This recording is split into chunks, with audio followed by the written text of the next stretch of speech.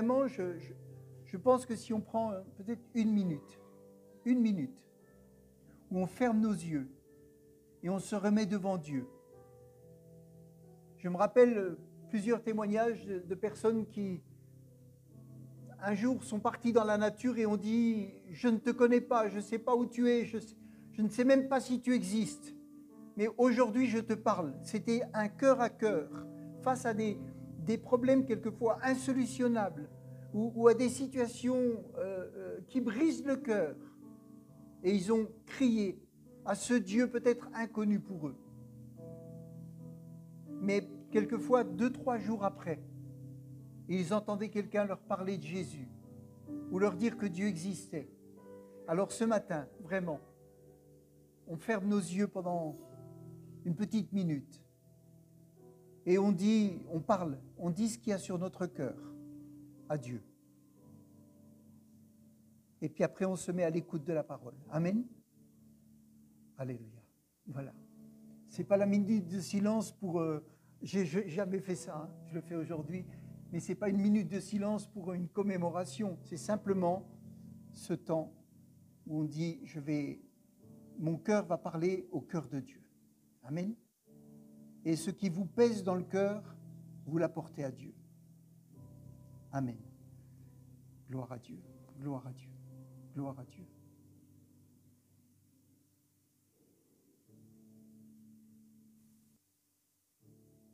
Gloire à Dieu. Merci Seigneur. Merci Seigneur. Amen. Amen. Gloire à Dieu. Vous savez, des fois, une minute, quand votre train va partir, vous dites c'est court. Et des fois, être une minute en silence, ça peut paraître très long. Jésus va dire à ses disciples, vous n'avez pu prier 1 heure avec moi. 1 heure, ça peut paraître long. Mais Jésus était en train de se préparer à aller sur la croix. Et il a demandé à ses disciples, il leur a dit, est-ce que vous pouvez rester là et je vais m'avancer? Parce qu'il allait prendre le péché de toute l'humanité. Et 1 heure, ils se sont endormis. Ils étaient fatigués, ils se sont endormis. Mais je crois, vous savez, que quand on prend quelques minutes sincèrement devant Dieu, il se passe quelque chose. Amen. Voilà, je vais ouvrir la parole de Dieu ce matin et le titre du message, c'est le Père du mensonge. On a parlé la semaine dernière du Père éternel. Nous avons tous un Père sur terre et une mère. Certains ne l'ont pas connu, d'autres l'ont connu, certains ne veulent plus le voir, d'autres pleurent parce qu'il est déjà mort ou ne le retrouvent pas. Mais nous avons un géniteur et la Bible nous dit que nous avons un Père dans le ciel, c'est-à-dire celui qui a créé toute l'humanité, qui a créé les hommes, qui a créé la terre et les cieux, etc. Si un jour vous avez l'occasion de lire dans la Genèse, au commencement, Dieu créa. C'est les premières paroles. Au commencement, Dieu créa. Alors aujourd'hui, quand on regarde la terre, on dit, mais attends, il s'est trompé. Ou alors il a mal fait les choses. Quand on regarde les hommes, on dit, mais c'est quoi ce Dieu? Quand on voit la misère, on dit, mais qu'est-ce que c'est que ça? Alors ce matin, ça va être le sujet un peu du message. Nous sommes enfants de Dieu si nous avons accepté Jésus-Christ et l'œuvre de la croix. Et là, Jésus nous introduit, ça c'est ce qu'on avait vu. Jésus, par son sang, parce que c'est lui qui a été fait malédiction. Vous savez, la terre, elle n'est pas bénie, hein. Même si Dieu nous donne ce qu'il faut pour vivre encore, la terre, elle n'est pas bénie. La terre, elle n'est pas bénie. Les hommes ne sont pas bénis aujourd'hui. Et ce n'est pas parce que Dieu ne les aime pas. C'est simplement parce qu'il leur manque quelque chose. Il leur manque de retrouver la relation avec leur Père. Ça, c'est une chose importante. Alors, si vous acceptez Jésus, vous allez rentrer dans la présence de Dieu le Père. Parce que Jésus dit, cette personne-là, elle s'est repentie, elle a reconnu son péché. Elle a compris que j'ai été fait malédiction pour lui, pour elle. Et maintenant, il a demandé pardon. Alors je l'amène au Père Et maintenant, tout ce que tu vas demander au Père, crois que tu vas le recevoir. Parce que la paix a été faite. Mais il y a un autre père. La Bible nous parle du père du mensonge. Et il est là, il a un but, c'est de mentir. Mentir. Mentir au monde et influencer les enfants de Dieu par le mensonge. Et vous savez, c'est important de le voir et d'en parler. Retourner les situations pour accuser Dieu. Quand on croit au mensonge, alors on accuse injustement, parce qu'on s'est fait tromper. Retourner les situations pour accuser Dieu, pour nous accuser. Et je parle de qui? Et mon but, ce n'est pas de parler de Satan, hein. Mais la Bible dit qu'il est le prince de ce monde. Pour détourner de la parole de Dieu, pour nous influencer à douter de Dieu, de sa puissance, de sa suffisance, de son amour et de toutes ses intentions. Et donc, il y a des choses importantes à comprendre. Donner l'illusion que Dieu n'est pas suffisant, qu'il n'est pas capable, qu'il est en échec, qu'il n'a pas réussi la création, qu'il n'a pas réussi à donner le bonheur. Et il y a plein de gens qui accusent Dieu, ou qui disent, s'il y avait un Dieu, les choses ne seraient pas comme ça. Mais j'aimerais vous dire que c'est une erreur de penser comme cela. C'est un mensonge qui a été inculqué dans le cœur de l'homme pour qu'il ne s'approche pas de Dieu, mais qu'il soit révolté. Et donc, donner l'illusion que Dieu n'est pas suffisant pour tous les problèmes, en faisant croire que la solution, elle est en nous. Si la solution était en nous, les problèmes seraient résolus, oui ou non? Si la solution, elle était en nous. Croyez-vous que les gens, ils souffrent volontairement? Croyez-vous qu'ils souffrent avec plaisir? Non, non, personne ne souffre avec plaisir. Personne ne voit son foyer détruit avec plaisir. Ça, ce n'est pas vrai. Si la solution, elle était en nous, et que nous avons envie du bonheur, alors nous chercherions la solution en nous. Mais même les gens qui cherchent la solution en eux, au bout d'un moment, se rendent compte qu'ils sont limités. Pourquoi? Je vais vous dire pourquoi. Parce que la solution, elle est dans la croix. Elle est dans le sacrifice de Jésus. La solution, elle est dans la puissance de Jésus qui a pris la part qui était la nôtre, c'est-à-dire la malédiction qui est sur l'homme. Et la Bible dit que le jugement que Christ a pris, c'est un jugement qui était réservé à nos vies. Il est dit qu'il a pris, quand il était en train de prier, il a dit, « Père, si cette coupe pouvait s'éloigner de moi. » C'est quoi cette coupe? C'est la coupe de la colère de Dieu. Et Dieu va donner son Fils et la colère va venir sur lui. Vous allez dire, mais ce n'est pas normal. Il n'a rien fait. Ben oui, donc ça veut dire que c'est normal que ce soit nous, les pécheurs. Mais Jésus va prendre la colère et la malédiction sur lui pour que nous puissions être sauvés. C'est ça l'évangile. C'est ça l'évangile. Et la coupe de la colère de Dieu qui va s'abattre sur son Fils, qui sera fait malédiction, il sera abandonné. Vous allez dire, mais c'est cruel. Ce n'est pas cruel, c'est l'amour. Parce qu'il donne son Fils pour sauver toute l'humanité. Et Jésus va dire, « Père, pourquoi m'as-tu abandonné ?» Et il l'a abandonné parce qu'il a été fait péché pour nous. Mais ça ne s'arrête pas là. Quand Jésus est mort sur la croix, il est dit que 3 jours après, il est ressuscité. Et que quand il est ressuscité, il avait vaincu le père du mensonge. Il avait vaincu la mort. Il avait vaincu la puissance des ténèbres. Et Jésus va partir et il va retourner vers son Père. Et c'est pour ça qu'aujourd'hui, tout ce que vous demanderez au Père dans le nom de Jésus, croyez que vous l'avez reçu. Amen. Et vous le verrez s'accomplir. Alléluia. On va lire dans Colossiens, chapitre 2, au verset 15. Colossiens dans Parole vivante.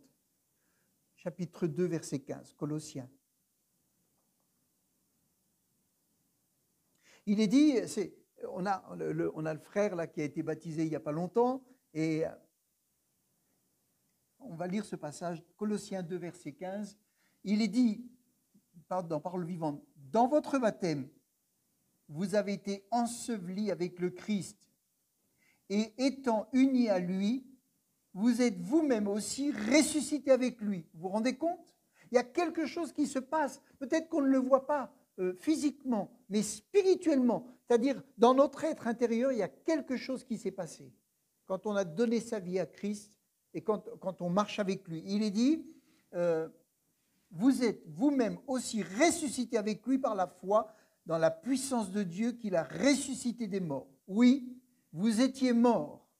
Rémi, je reparle de toi. Rémi et nous tous, nous étions morts à cause de nos fautes, égarés par les convoitises de notre nature pécheresse ou de la vieille nature. Mais en vous unissant au Christ, Dieu vous a fait revivre avec lui en vous pardonnant tous les péchés par sa grâce. Il a effacé l'acte des mille articles qui nous accusaient. À la croix, il a effacé toutes les accusations qui étaient sur nous.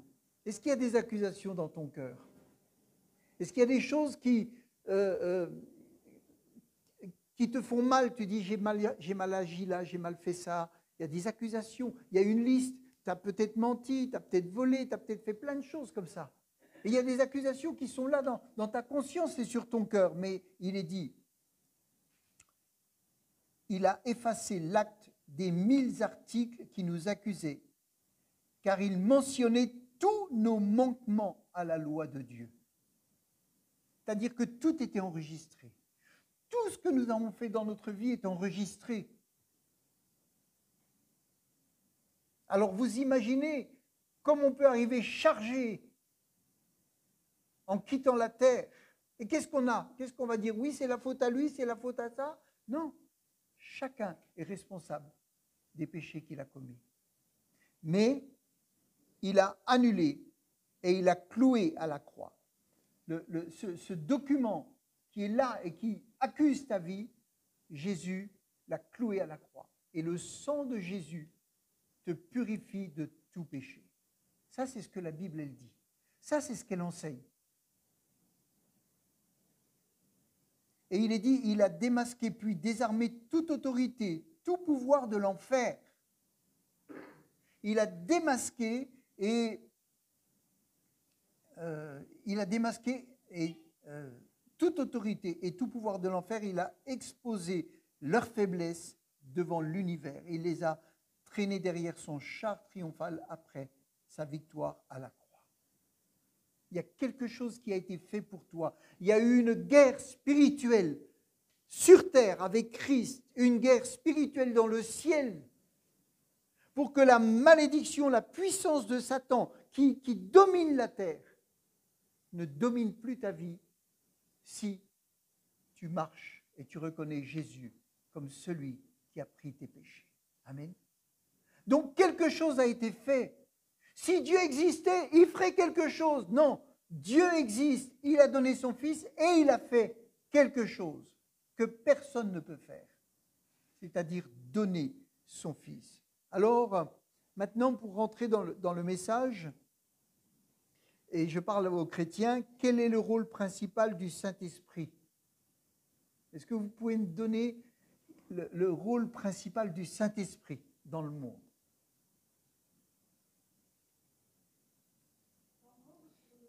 Dans le monde. Hein? Convaincre. Mais vous savez, je crois que c'est aussi pour nous, parce que nous, chrétiens, on va pas dire qu'on est sans péché. Hein? Et des fois, on a besoin d'être convaincus aussi. Qu'on est des pécheurs ou qu'on pêche. Le rôle principal du Saint-Esprit dans le monde, c'est Jésus qui le dit dans Jean 16, verset 8, Et quand il sera venu, je vous le lis, hein, il convaincra le monde en ce qui concerne le péché, la justice et le jugement. Ça, c'est le rôle principal du Saint-Esprit. Parce que Dieu veut que tous les hommes soient sauvés. Donc le travail que le Saint-Esprit a, parce que quand Jésus est parti, il a dit « Je vous enverrai l'Esprit, qui sera votre consolateur, qui remplacera ma présence, qui vous conduira dans toute la vérité. » Mais croyez-moi, le travail du Saint-Esprit, c'est de convaincre les gens qu'ils vont en enfer à cause de leur péché, à cause de leur séparation. Ça, c'est un travail qui est fait par le Saint-Esprit. Et il est dit, il convaincra. Amen. En ce qui concerne le péché, parce qu'il ne croit pas en moi. La justice, parce que je vais au Père et que vous ne me verrez plus. Le jugement, parce que le prince de ce monde est jugé. Le prince de ce monde est jugé. Et si notre Père, ce n'est pas Dieu, nous sommes co-héritiers du jugement. Le père du mensonge, la Bible dit, Jésus le dit, c'est Satan. Et je vous poserai, je ne vais pas vous poser une question, mais je vais vous dire, croyez-vous normal de voir le monde dans l'état où il se trouve?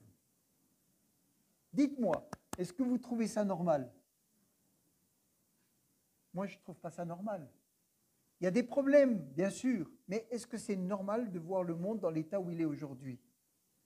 Vous savez, quand une maman porte son enfant, qu'elle le met au monde et qu'elle le protège, croyez-vous qu'elle envisage que 20 ans après, il se retrouve délinquant? Qu'il se retrouve, ou un jeune homme ou une jeune fille, dans la drogue, dans la prostitution, qui se retrouve clochard, comme on voit des jeunes maintenant à 20, 25 ans, dans la rue, désœuvrés, avec aucune espérance. Est-ce qu'une maman qui porte son enfant, qui l'aime, qui va essayer de s'occuper de lui, elle s'imagine que 20 ans après, ça va être, ou qu'elle va le retrouver avec un coup de couteau au bord d'une route, parce qu'il y a eu un règlement de compte? Est-ce que c'est normal? Est-ce qu'une maman ou un papa, quand il met au monde un enfant, pense à ça, ou se dit, c'est ça son avenir? Dans son cœur, il se dit, on va tout faire, on va tout faire, on va tout faire. Croyez-vous que ce désordre dans le monde, avec la violence, les viols, la violence conjugale, sont des situations normales? Comment en arriver à un tel état? Aujourd'hui, vous allez faire un match de foot, il va falloir 1000 policiers équipés, parce qu'ils savent que les gens vont aller se battre. Est-ce que c'est normal?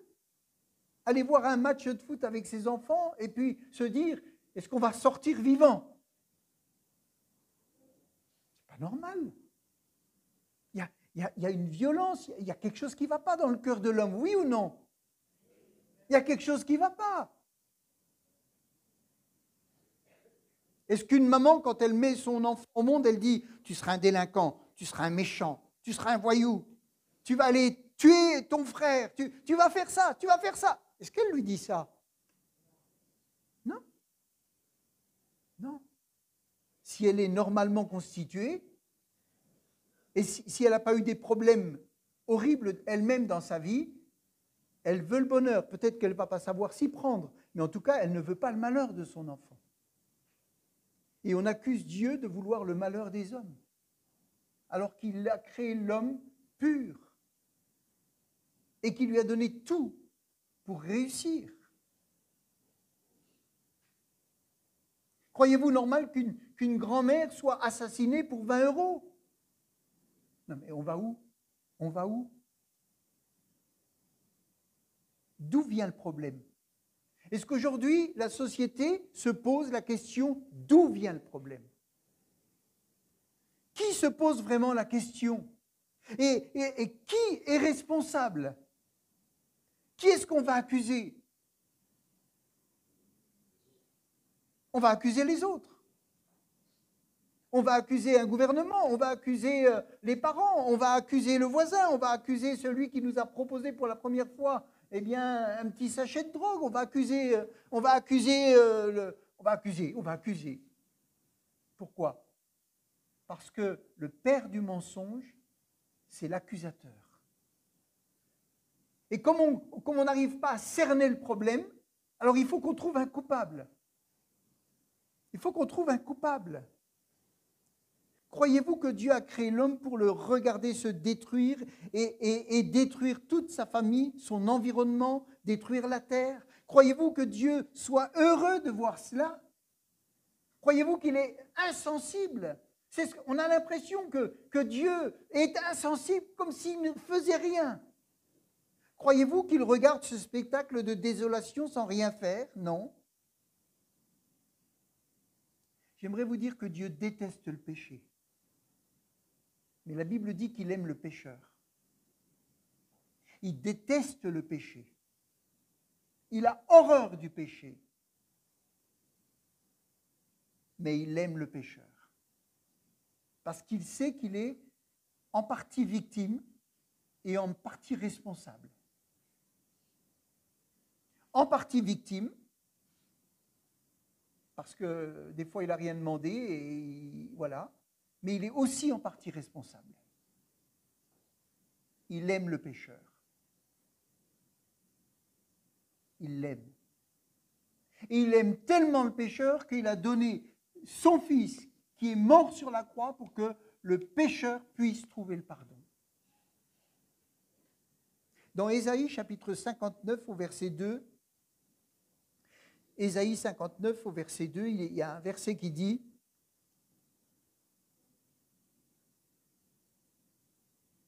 Mais ce sont vos crimes », c'est une parole dure qui était donnée à des gens qui connaissaient Dieu, mais qui négligeaient. « Mais ce sont vos crimes qui mettent une séparation entre vous et votre Dieu.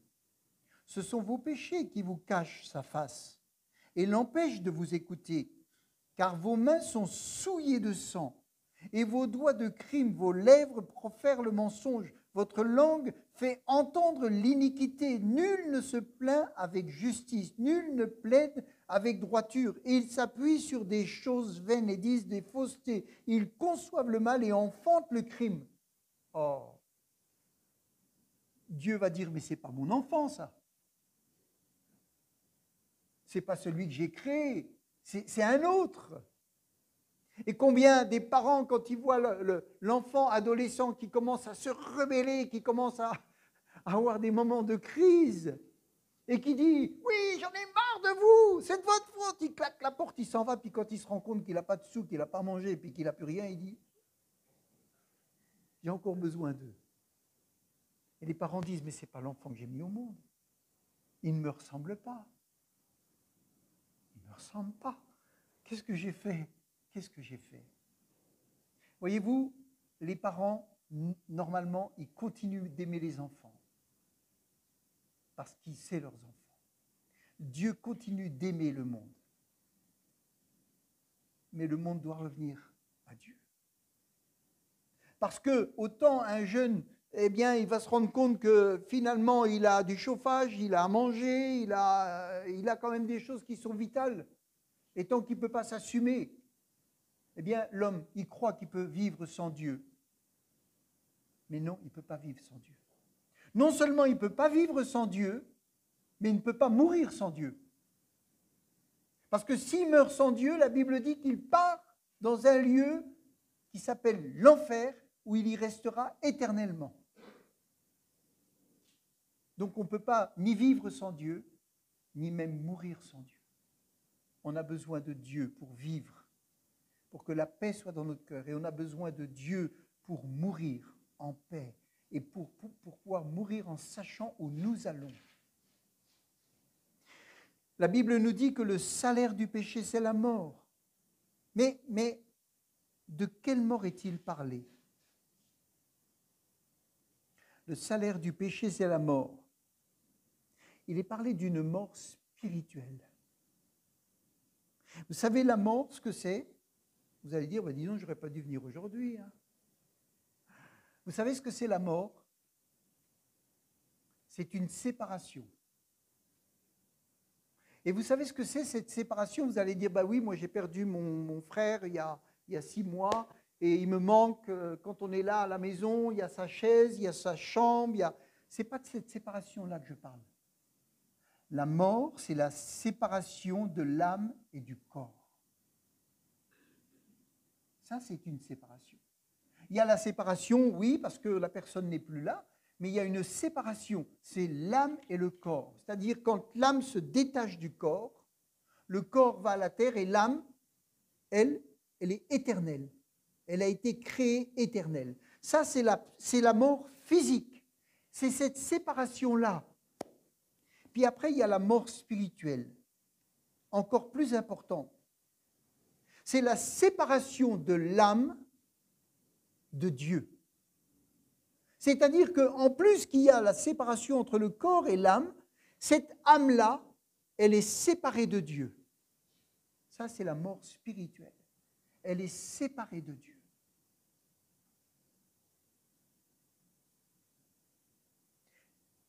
Le livre de l'Apocalypse parle de la seconde mort, qui est la séparation finale et éternelle avec Dieu. Ça veut dire qu'aujourd'hui, si vous n'avez pas Dieu dans votre vie, vous êtes mort spirituellement. Vous êtes en vie, mais vous êtes mort spirituellement. Quand Adam et Ève ont mangé le seul fruit qui leur était défendu, ils sont morts spirituellement. Mais ils sont restés en vie, hein? Mais spirituellement, ils étaient morts parce que leur âme ne pouvait plus être en communion avec Dieu. D'ailleurs, quand Dieu est descendu dans le jardin, dans le paradis terrestre, comme il venait les voir régulièrement, ils se sont sauvés, ils se sont cachés. Pourquoi? Parce qu'il y a une séparation qui a été créée à cause du péché. Et Dieu les cherchait. Dieu les cherchait. Mais eux, ils fuyaient. Le péché nous fait fuir Dieu, nous sépare. Et voyez-vous, donc le livre de l'Apocalypse nous parle qu'il y a une séparation éternelle. Je n'ai pas le passage, c'est Apocalypse 2. Apocalypse 2, verset 11. Il est dit que là, la seconde mort, ce sera une séparation éternelle. Où les hommes, une fois qu'ils ont quitté la terre, s'ils ne sont pas en présence de Dieu, ils vont aller dans un lieu où ce sera fini. Un lieu de ténèbres. Ce n'est pas ça que vous avez envie, hein? Moi, je n'ai pas envie de ça. Moi, je n'ai pas envie de ça. Alors maintenant, je reviens au passage sur le Saint-Esprit dans Jean 16, versets 8 à 11. Il est dit, quand il sera venu, il convaincra le monde en ce qui concerne le péché, la justice et le jugement. Et là maintenant, je m'adresse aux chrétiens, aux croyants. Avez-vous l'impression de travailler avec le Saint-Esprit dans sa mission? Parce qu'on parle souvent du Saint-Esprit, le Saint-Esprit me dirige, le Saint-Esprit ceci, mais le Saint-Esprit travaille à convaincre le monde. Est-ce que nous, chrétiens, nous avons l'impression de travailler avec le Saint-Esprit? Parce que son but, c'est d'amener les gens à trouver la paix, à trouver le salut. Nous, chrétiens, est-ce que nous travaillons avec le Saint-Esprit dans sa mission principale? Je pense que si nous travaillions avec le Saint-Esprit dans sa mission principale, il y aurait des âmes convaincues de péché et plus de conversion. Plus de conversion. Vous savez pourquoi? Eh bien, je vais vous dire, par exemple, souvent on dit, oui, quand il y a eu le baptême du Saint-Esprit, il y a eu 3000 âmes qui se sont converties. Et c'est vrai. Et c'est vrai. Ça a été le début de l'Église, ça a été le premier réveil, ça a été quelque chose d'extraordinaire. 3000 personnes sur une réunion comme ce matin, ah, ils étaient plus que nous, hein, 3000 personnes ont été... Oh, qu'est-ce qu'il faut qu'on fasse pour être sauvé? Qu'est-ce qu'il faut qu'on fasse pour être sauvé? Qu'est-ce qu'il faut qu'on fasse pour être sauvé? Il y avait... Le Saint-Esprit avait commencé un travail. Quand Pierre a fait sa première prédication, le Saint-Esprit a fait son travail de conviction dans les cœurs. Pierre était rempli du Saint-Esprit. Alors, vous savez, on va dire, oh, Pierre, il a gagné 3000 âmes. Non, Pierre n'a gagné personne. Pierre était rempli du Saint-Esprit et il a prêché la vérité. Et comme il a prêché la parole et qu'il a prêché la vérité, le Saint-Esprit a travaillé à convaincre les personnes qui étaient dans l'auditoire. Parce que quand Pierre a dit, Jésus, vous l'avez crucifié, Jésus, vous l'avez condamné, Jésus, vous avez fait ceci, vous avez fait cela, les gens, ils ont dit, parce qu'ils avaient vu la résurrection de Jésus. Ils savaient que Jésus était sorti du tombeau. Ils avaient compris qu'ils avaient accusé Dieu, en fait. En accusant Jésus, ils accusaient Dieu. Et Pierre leur a dit la vérité. Il leur a dit, mais vous êtes responsables de la mort de Jésus. Alors là, ils ont dit, oh là là, oh là là. Ils ont vu aussi les ténèbres venir pendant 3 heures quand Jésus est mort. Pierre était rempli du Saint-Esprit. Il disait la vérité. Il prêchait la parole. Et parce qu'il prêchait la parole, parce qu'il n'avait pas peur des conséquences de ce qu'il allait dire, parce qu'il disait la parole, le Saint-Esprit a dit, là, je vais mettre une conviction dans le cœur de tous ceux qui entendent et qui sont remués. Et c'est pour ça, quand ils ont dit, qu'est-ce qu'il faut qu'on fasse? Il leur a dit, repentez-vous. Et que chacun soit baptisé au nom de Jésus. Amen. Pourquoi il y a eu du résultat? Il y a eu des résultats parce que Pierre, étant rempli du Saint-Esprit, n'avait plus peur de dire la vérité. Et quand il a dit la vérité, le Saint-Esprit a travaillé. Amen. Et si on prêche la vérité sur le péché, le Saint-Esprit va travailler les cœurs. Amen. C'est ça qui est important. Le ministère du Saint-Esprit est de convaincre. Mais qui doit parler au monde pour qu'il soit convaincu? C'est nous. Donc, si on veut que le Saint-Esprit puisse agir puissamment dans les cœurs, nous devons prêcher l'Évangile. Amen. Nous devons témoigner de l'amour de Dieu, témoigner de la croix, témoigner de ce que Dieu est capable de faire, témoigner de la situation du monde. Et quand une personne a un petit peu de conscience, il se dit, mais j'ai ma responsabilité dans tout ça. Qu'est-ce que je peux faire déjà pour moi et pour les autres? Amen. Qu'est-ce que je peux faire? Qu'est-ce que je peux faire? Donc c'est nous. Alors comment laisser le Saint-Esprit faire son travail sans mettre des gens sous des lois, sans les mettre sous la pression, sans leur dire il faut que tu fasses ci, il faut que tu fasses ça, il faut que tu fasses ci, il faut que tu fasses ça. Les gens doivent être libres. Amen. Mais simplement dire la vérité. Et le Saint-Esprit travaille. Amen. Le Saint-Esprit convainc. Le Saint-Esprit va faire que des gens vont rentrer chez eux et vont sentir le poids de leur péché. Ils vont sentir le poids de tout ce qui les a amenés à se retrouver si loin de Dieu et à se retrouver si malheureux.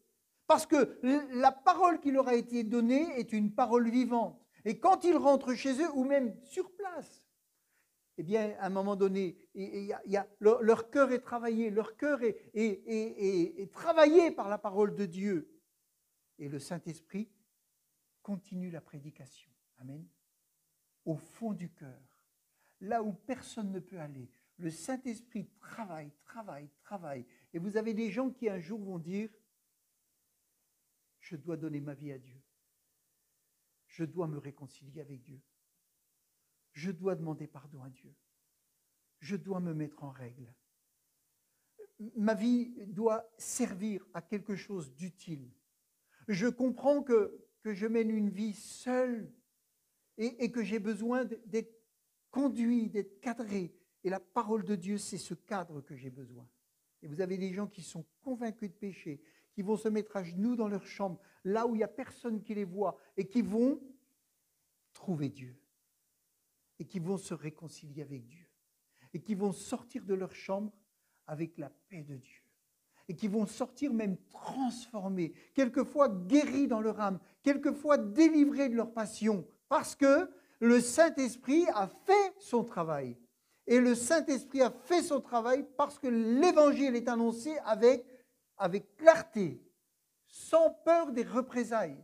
La puissance qu'avaient ces hommes qui ont été remplis, baptisés du Saint-Esprit, c'est qu'ils n'avaient pas peur des représailles quand ils disaient la vérité.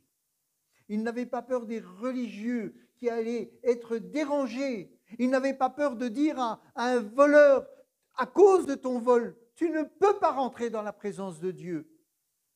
Le fait, ce n'est pas de prendre une kalachnikov et puis de taper sur tout le monde. Le fait de dire ce que Jésus dit. Amen. Alors, comment laisser le Saint-Esprit? Eh bien, je crois qu'il faut aimer, prêcher la vérité et laisser les gens choisir l'Évangile par conviction de péché, par une réelle et vraie repentance conçue par le Saint-Esprit. Amen.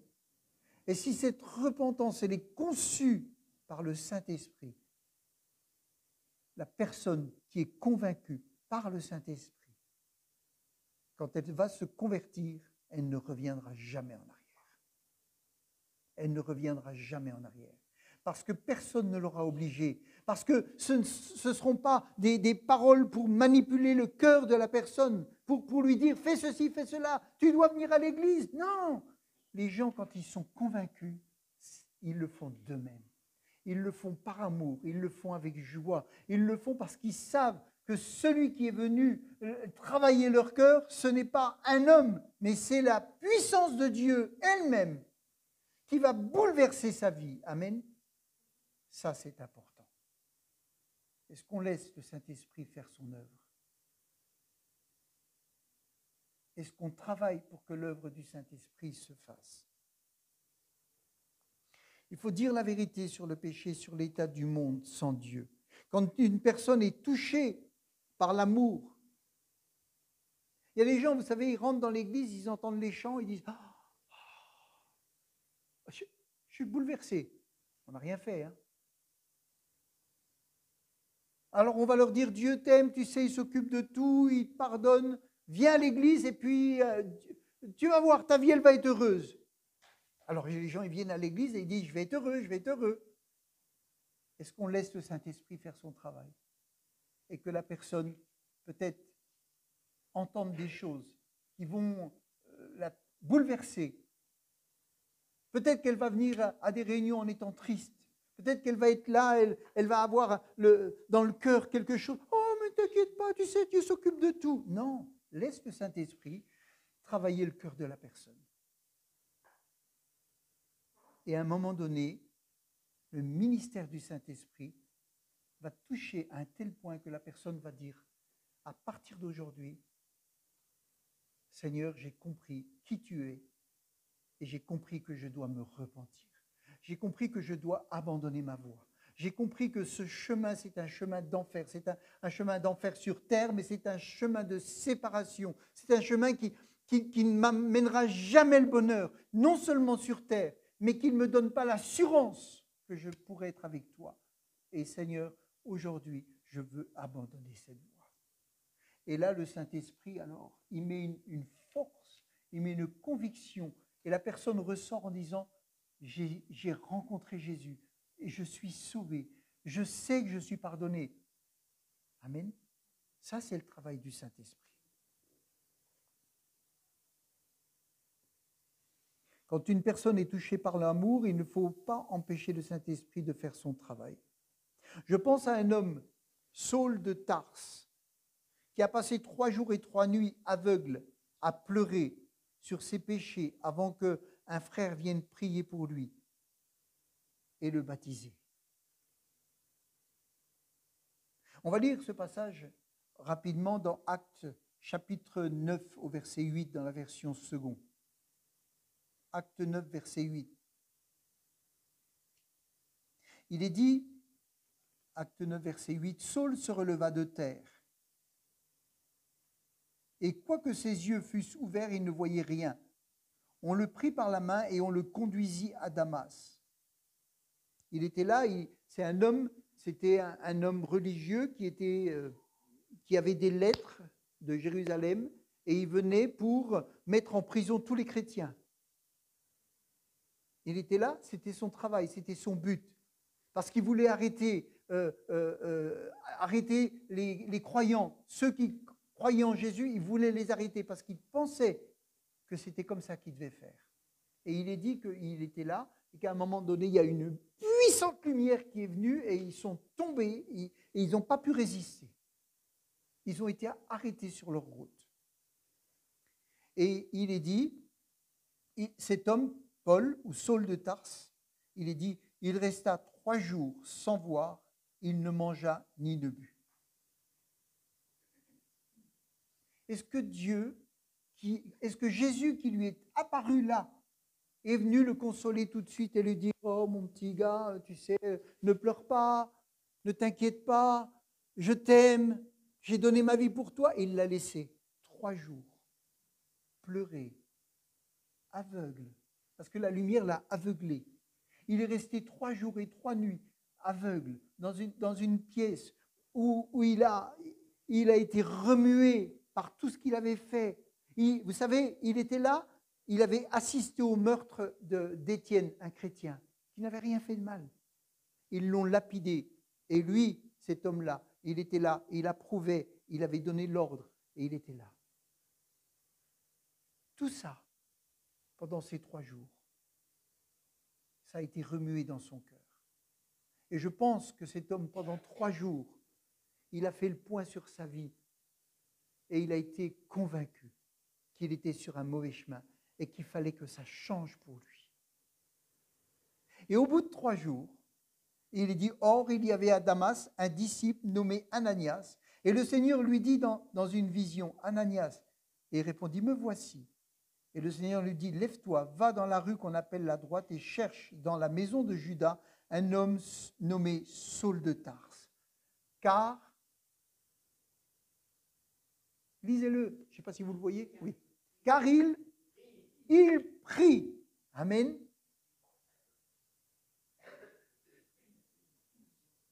Avant, il était avec des armes et des lettres pour arrêter les chrétiens.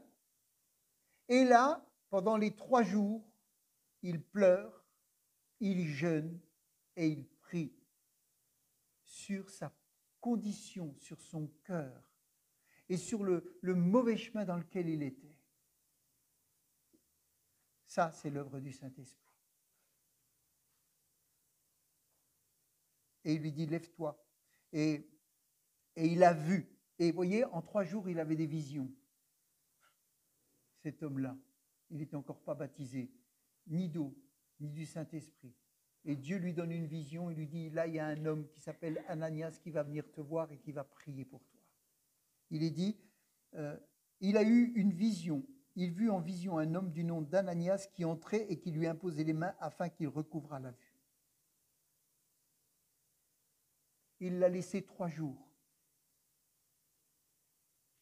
Est-ce que quand quelqu'un est travaillé par la parole de Dieu, vous priez pour lui et vous le laissez, et vous laissez le ministère du Saint-Esprit faire son œuvre en lui ou en elle?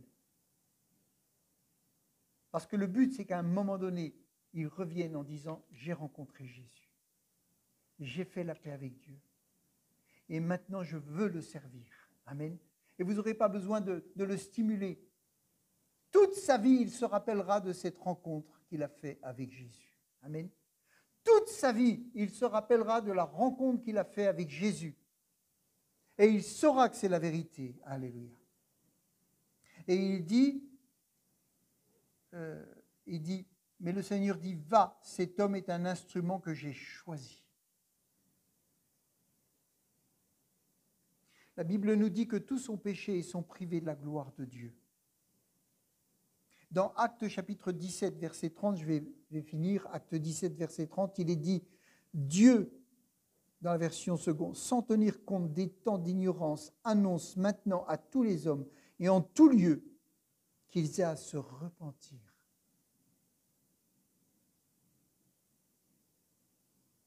Parce qu'il a fixé un jour où il jugera le monde selon sa justice, par l'homme qu'il a désigné, ce dont il a donné à tous la preuve certaine en le ressuscitant des morts.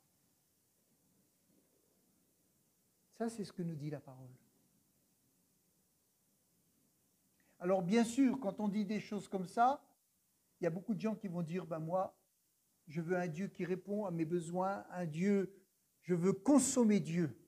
Je veux consommer l'Église. Je veux prendre tout ce que Dieu veut me donner, tout ce que l'Église veut me donner. Mais ce que Dieu veut, c'est qu'on passe par le chemin de la repentance. Parce que c'est le seul chemin qui nous amène à avoir une vie qui soit bénie en accord avec Dieu. Amen. Ça, c'est la réalité. Et si on lit, on revient rapidement dans Actes, chapitre 26, au verset 13, dans la version Semeur, Acte 26.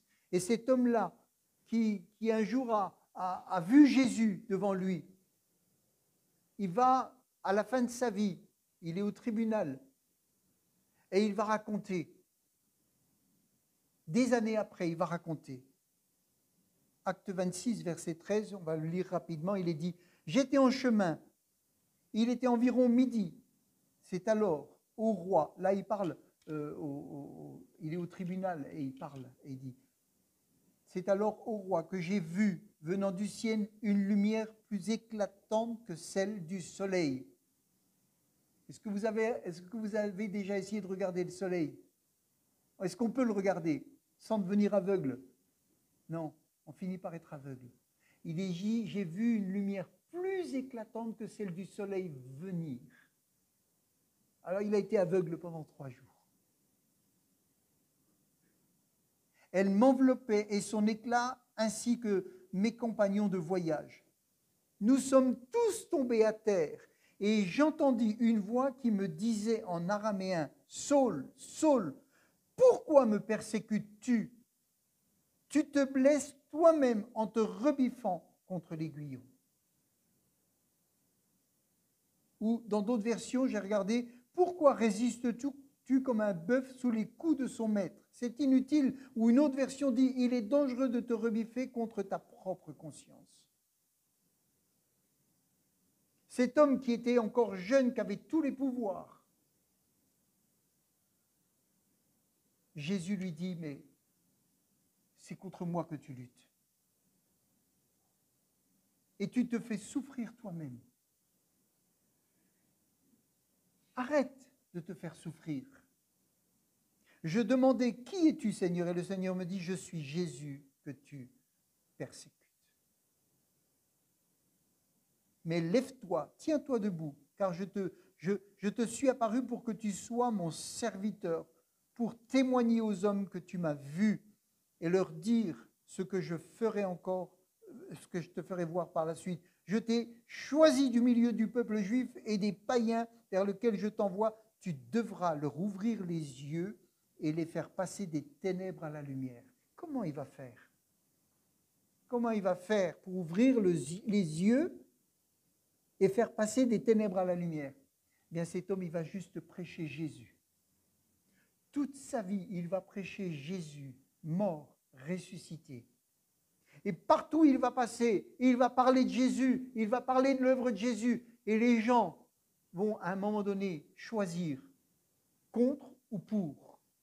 Et il va prier pour des gens, pour des malades. Il va avoir des guérisons. Il va se passer des choses extraordinaires. Et le Saint-Esprit travaillait. Amen. Et il est dit, pour les faire passer des ténèbres à la lumière et du pouvoir de Satan à Dieu, pour qu'en croyant en moi, ils reçoivent le pardon de leurs péchés et une part d'héritage avec ceux qui appartiennent à Dieu. Voilà sa mission. Amen. Et c'est ça qu'il va faire. C'est ça qu'il va faire. Et il a été en prison, et il a été battu, et il a été rejeté. Donc on ne lui a pas promis sur la terre, à lui particulièrement, une vie extraordinaire. Jésus lui dit, je lui ai dit tout ce qu'il va souffrir pour mon nom. Alors ça, c'est un appel particulier. Mais vous savez, il vaut mieux souffrir un temps en appartenant à Jésus, en se laissant moquer par les gens et avoir la vie éternelle. Amen. Que de vouloir avoir la paix sur terre et pas la paix avec Dieu. Et même, je vous dirais, vous n'aurez pas la paix sur terre. Vous ne l'aurez pas. Parce que la paix, elle doit venir de l'intérieur. C'est Christ qui vous la donne. Amen. Alors, vous savez, il y a un homme qui était aveugle, et ce sera mon dernier passage, je ne vais même pas le lire. Il est dit, il arriva à Jéricho et lorsque Jésus en sortit, il y avait une grande foule. Et il est dit, le fils de Timée, Bartimée, mendiant aveugle, était assis au bord du chemin. Il entendit que c'était Jésus et il se mit à crier, « Fils de David, aie pitié de moi !» Il était aveugle, mendiant. Et Jésus a entendu cette voix, il s'est arrêté, il a dit, « Faites-le venir vers moi. » Et il lui a dit, « Que veux-tu que je te fasse ?» Et l'homme a dit, « Que je retrouve la vue, que je recouvre la vue. » Et il lui a dit, « Va. » Jésus lui dit, « Va, ta foi t'a sauvé. » Aussitôt, il fut guéri et suivit Jésus. Amen. Aussitôt. Aussitôt. Pourquoi? Parce que Jésus a intervenu dans son corps. Et Jésus peut intervenir dans ton corps ce matin. Amen. Il peut intervenir dans ton corps, dans ton âme, dans ton esprit. Il peut intervenir dans ta famille. Et vous savez, je me disais, tout est possible à Dieu. Rien n'est impossible à Dieu. Vous le croyez? Rien n'est impossible à Dieu. Et la deuxième chose, c'est tout est possible à celui qui croit. Pourquoi? Pourquoi? On ne dit pas à Dieu, je suis un menteur, par exemple, et je veux être délivré du mensonge. Si tout est possible à Dieu, il est suffisant pour nous délivrer. Où j'ai été blessé, et je crois que tu es venu guérir le cœur qui est blessé, qui est brisé. Amen. Jésus le fera. Vous savez, on demande souvent pour le corps, on a du mal à dire « j'ai une passion qui me dévore et qui me détourne de toi ». Si on dit à Jésus « j'ai une passion qui me dévore et qui me détourne de toi », et qu'on dit « je veux en être délivré », on est délivré. Amen. Si on croit, on est délivré. Peut-être qu'il va y avoir le corps, vous savez, réclame. Vous savez, quelqu'un qui boit,